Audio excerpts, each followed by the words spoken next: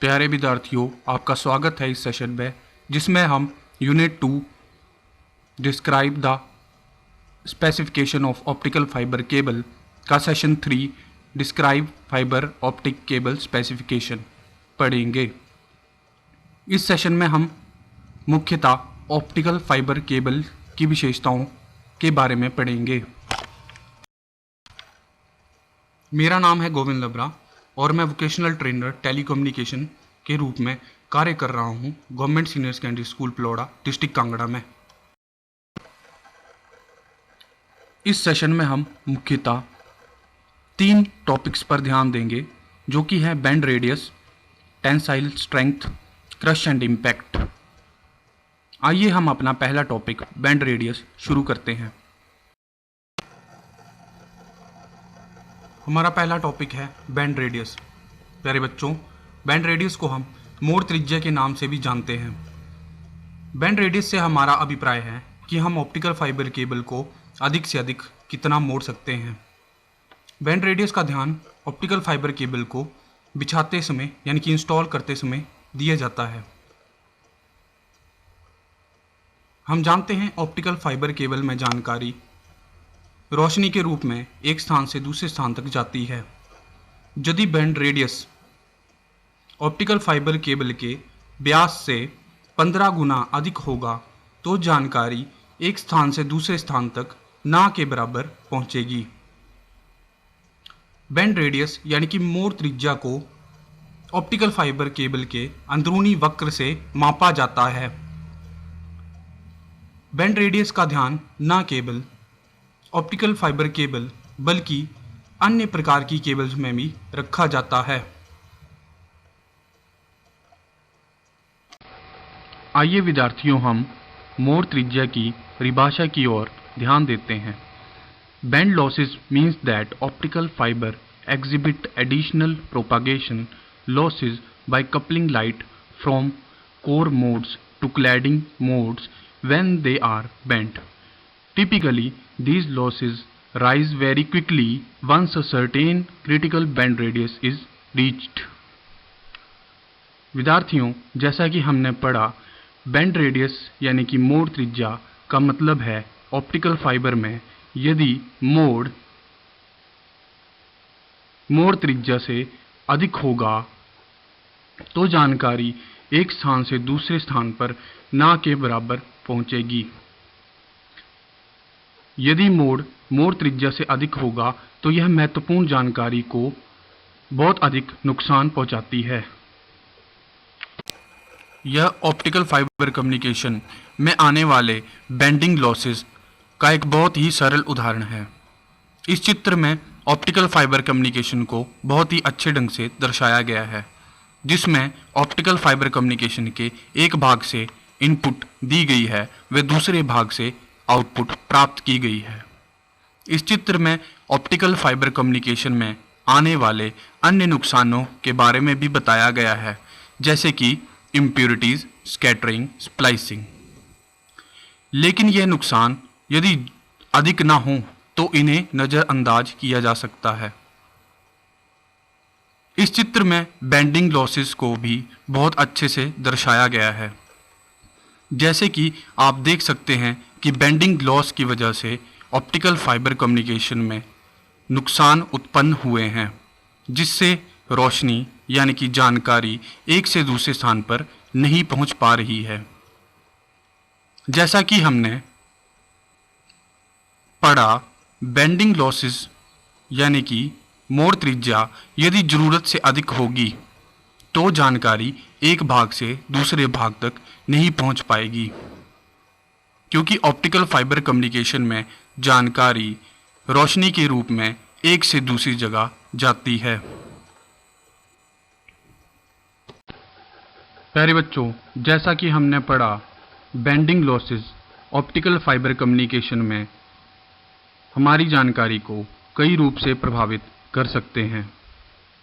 Bending losses यदि अधिक होंगे तो हमारी जानकारी एक स्थान से दूसरे स्थान तक ना के बराबर पहुंचेगी। मोड़ त्रिज्या ऑप्टिकल फाइबर कम्युनिकेशन में अधिक नहीं होनी चाहिए। यदि मोड़ त्रिज्या ऑप्टिकल फाइबर केबल के व्यास से 15 गुना अधिक होगी तो जानकारी एक स्थान से दूसरे स्थान तक ना के बराबर पहुंचेगी।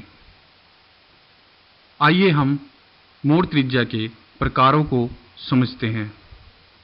यह मुख्यतः दो प्रकार के होते हैं, माइक्रो बेंडिंग व मैक्रो बेंडिंग। माइक्रो बेंडिंग को हम सूक्ष्म झुकना के नाम से भी जानते हैं। सूक्ष्म झुकना यानी कि कम झुकना से हमारा अभिप्राय है ऑप्टिकल फाइबर कम्युनिकेशन में मोड़ त्रिज्या का कम होना। मैक्रो बेंडिंग को हम सूथल झुकना के नाम से भी जानते हैं। मैक्रो बेंडिंग का अर्थ है केबल का डक्ट के अंदर या इंस्टॉलेशन के दौरान अधिक मुड़ा होना। इस प्रकार के त्रिज्या हमारी ऑप्टिकल फाइबर कम्युनिकेशन में बहुत अधिक नुकसान पहुंचाती है। आइए हम माइक्रो बैंड लॉसेस व मैक्रो बैंड लॉसेस की परिभाषाओं को समझते हैं।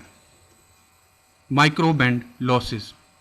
Micro bend loss refer to small scale bends in the fiber often from pressure exerted on the fiber itself as well as when it is cabled and the other elements in the cable press on it. Micro bend losses से हमारा अभिप्राय optical fibre cable के छोटे पैमाने पर झुके होने से है। यह लॉसेस मुख्यतः तब उत्पन्न होते हैं जब केबल को किसी अन्य केबल के द्वारा दबाव में डाला जाता है या वह खुद अन्य ऑप्टिकल फाइबर केबल के दबाव से छोटे रूप से झुकती है। Macro band loss. Optical fibre suffers from macro band losses at the bend or curves on their paths. This is due to the energy in the field at the bend exceeding the velocity of light in the cladding, and hence the guidance mechanism is inhibited, which causes light energy to be radiated from the fiber. Macro bend losses मुख्यतः optical fibre communication में तब उत्पन्न होते हैं जब optical fibre cable को paths में यानी कि डक्ट के अंदर जरूरत से अधिक मोड़ा जाता है। यह लॉसेस मुख्यतः डक्ट के अंदर यानी कि इंस्टॉलेशन के दौरान उत्पन्न होते हैं। इन लॉसेस की वजह से जानकारी प्रकाश ऊर्जा के रूप में फैल जाती है और जानकारी एक भाग से दूसरे भाग तक पूर्ण रूप से नहीं पहुंच पाती। यह लॉसेस कई रूप से ऑप्टिकल फाइबर कम्युनिकेशन को प्रभावित करते हैं। प्यारे बच्चों, हमारा अगला टॉपिक है टेंसाइल स्ट्रेंथ। टेंसाइल स्ट्रेंथ को हम तन्य शक्ति के नाम से भी जानते हैं। टेंसाइल स्ट्रेंथ से हमारा अभिप्राय है कि हम ऑप्टिकल फाइबर केबल को अधिक से अधिक कितनी क्षमता के साथ खींच सकते हैं। ऑप्टिकल फाइबर केबल को खींचने की आवश्यकता उसे डक्ट में बिछाते समय पड़ती है। डक्ट में एक सिरे से रॉड को पहले डक्ट के अंदर डाला जाता है। उस रॉड के माध्यम से ऑप्टिकल फाइबर केबल को डक्ट के अंदर बिछाया जाता है। ऑप्टिकल फाइबर केबल बहुत ही नाजुक होती है। हम जानते हैं यह केबल एक इंसान के बाल से भी बारीक होती है। यदि इस केबल को अधिक शक्ति के साथ खींचा जाएगा तो इस केबल के टूटने का खतरा बना रहता है। इसीलिए ऑप्टिकल फाइबर को शक्ति प्रदान करने के लिए उसके ऊपर प्लास्टिक कवर लगाया जाता है। टेंसाइल स्ट्रेंथ को मापने के लिए अलग अलग तरीकों का इस्तेमाल किया जाता है। मुख्य रूप से ऑप्टिकल फाइबर केबल बनाने वाली कंपनियां ही टेंसाइल स्ट्रेंथ के बारे में जानकारी उपलब्ध करवाती हैं। हर ऑप्टिकल फाइबर केबल की टेंसाइल स्ट्रेंथ यानी कि तन्य शक्ति अलग अलग होती है। ऑप्टिकल फाइबर केबल को बिछाते समय इस टेंसाइल स्ट्रेंथ का ध्यान रखा जाना चाहिए। टेंसाइल स्ट्रेंथ को मैकेनिकल रूप से भी मापा जा सकता है, जिसमें ऑप्टिकल फाइबर केबल को एक सिरे से बांधकर उसके साथ अलग अलग तरह के वेट को लटकाया जाता है, जिससे कि हम टेंसाइल स्ट्रेंथ को माप सकते हैं।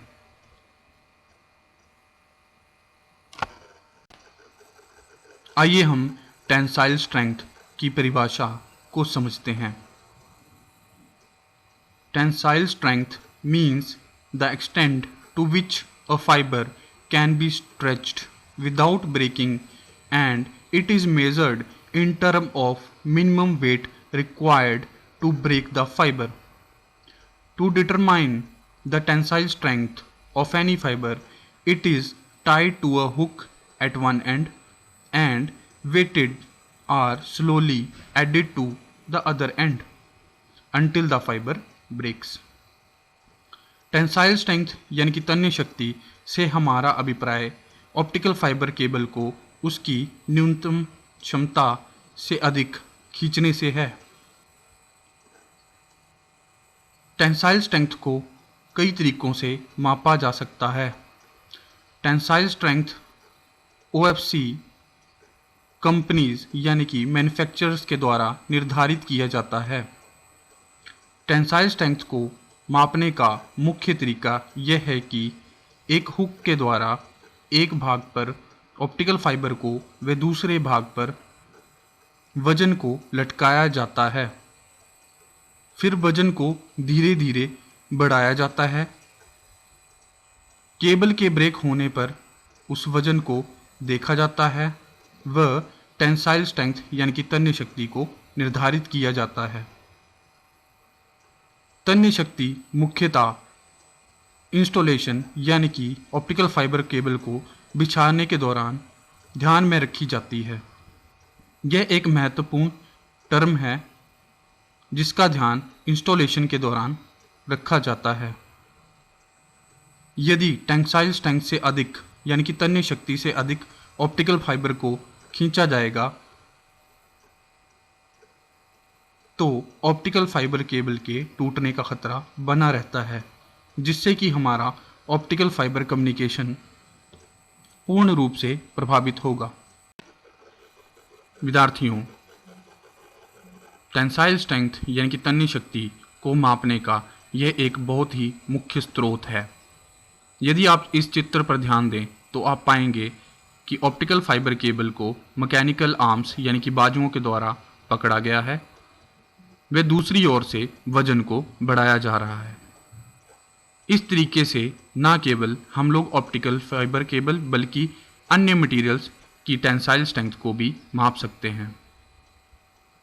ऑप्टिकल फाइबर केबल की टेंसाइल स्ट्रेंथ का पता होना इसलिए आवश्यक है क्योंकि हम ऑप्टिकल फाइबर केबल को डक्ट के अंदर रॉड के द्वारा खींचते हैं।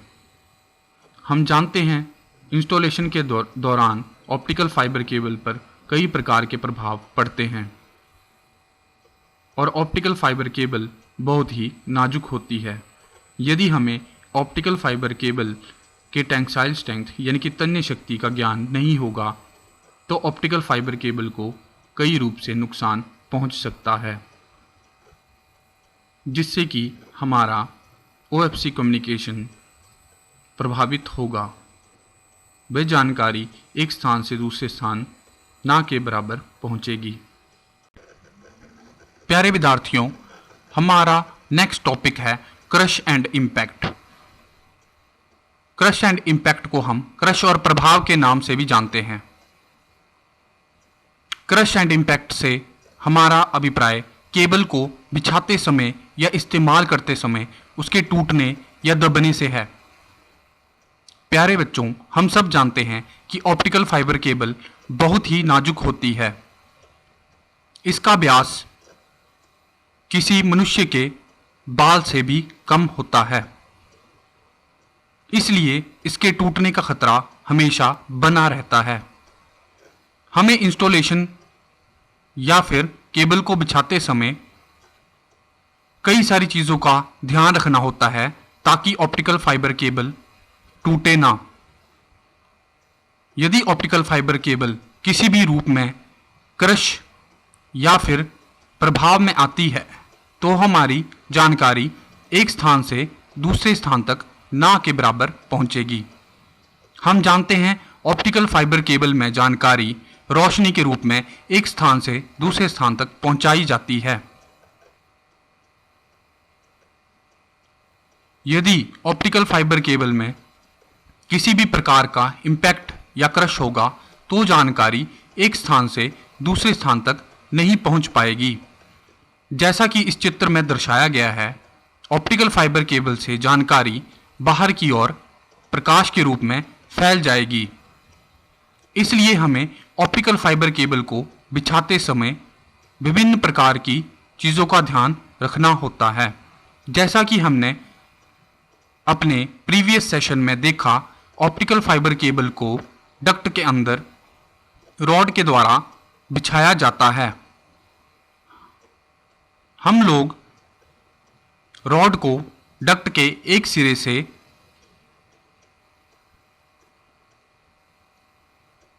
दूसरे सिरे तक पहुंचाते हैं और ऑप्टिकल फाइबर केबल को उसकी मदद से डक्ट के अंदर बिछाया जाता है, जिसमें कि टेंसाइल स्ट्रेंथ का बहुत ही महत्वपूर्ण रोल रहता है। यदि हम ऑप्टिकल फाइबर केबल को कंपनी यानी कि निर्माता के द्वारा बताई गई टेंसाइल स्ट्रेंथ से अधिक क्षमता के साथ खींचेंगे तो ऑप्टिकल फाइबर केबल में क्रश और इम्पैक्ट का खतरा बना रहता है। केबल में क्रश और इम्पैक्ट अन्य तरीकों से भी आ सकते हैं, जैसे कि ऑप्टिकल फाइबर केबल का किसी निर्माण कार्य में आ जाना। निर्माण कार्य में आने के दौरान ऑप्टिकल फाइबर केबल में इस प्रकार के फॉल्ट आते हैं। इस प्रकार के फॉल्ट को ढूंढने के लिए OTDR मीटर या फिर पावर मीटर का इस्तेमाल किया जाता है। OTDR मीटर के जरिए हम यह पता लगा सकते हैं कि ऑप्टिकल फाइबर केबल में कितनी दूरी पर क्रश व इम्पैक्ट फॉल्ट आया है। उस स्थान पर जाकर एक साइट इंजीनियर क्रश और इम्पैक्ट को OTDR मीटर की मदद से और स्प्लाइसर की मदद से ठीक कर सकता है। स्प्लाइसर की मदद से दोनों भागों को बराबर काटा जाता है और उन्हें स्प्लाइस करने के बाद आपस में जोड़ा जाता है। एक स्लीव के जरिए हम ऑप्टिकल फाइबर केबल को क्षमता देते हैं ताकि ऑप्टिकल फाइबर केबल में दोबारा से क्रश और इम्पैक्ट फॉल्ट ना आए। ऑप्टिकल फाइबर केबल को हमें धूल से बचाने के लिए भी स्लीव का इस्तेमाल करना चाहिए। क्रश एंड इम्पैक्ट एक बहुत ही महत्वपूर्ण तथ्य है जिसका कि हमें ध्यान ऑप्टिकल फाइबर केबल को बिछाते समय रखना चाहिए। यदि यह फॉल्ट हमारे OFC केबल में होगा तो जानकारी एक से दूसरे स्थान पर ना के बराबर पहुंचेगी।